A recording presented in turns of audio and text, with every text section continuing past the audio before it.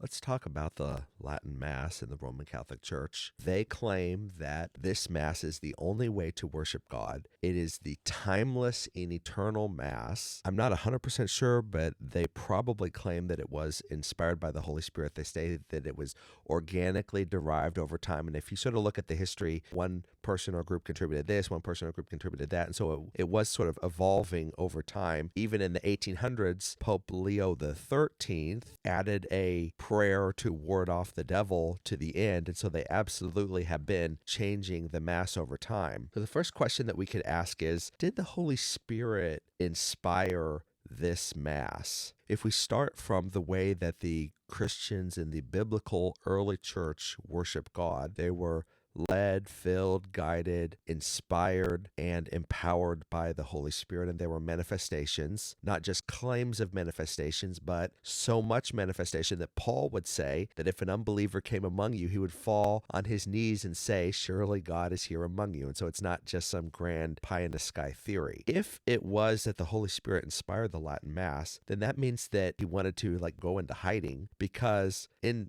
transubstantiation in the Catechism of the Roman Catholic Church says this: you can never ever know that anything happened with the bread and the wine. They just insist that it did. We go from signs, wonders, miracles, tongues, healings, prophecies, judgments, interpretations, all this kind of stuff, everybody participating. Instead of that, we go to he's hidden and nobody would know that he's there. What a curious thing that the Holy Spirit wants to hide in the church. The second thing is, obviously this Mass is not timeless because, it started at a finite point in time, kind of like we do. Okay, we are going to live forever. We're immortal, but before God created us, we didn't exist. Before the Mass was invented by the Roman Catholic Church, it didn't exist. So to call it timeless is a little bit of a strong phrase.